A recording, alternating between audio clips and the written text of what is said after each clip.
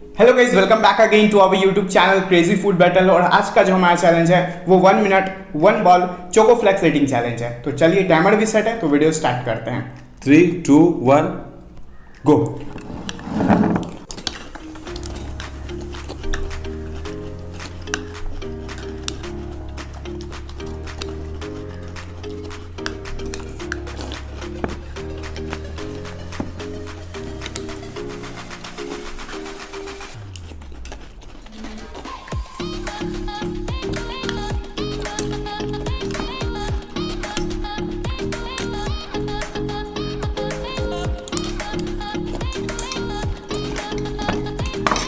तो ये चैलेंज अमन जीत चुका है। अमन ने पूरा फिनिश कर दिया, मेरा भी बाकी है।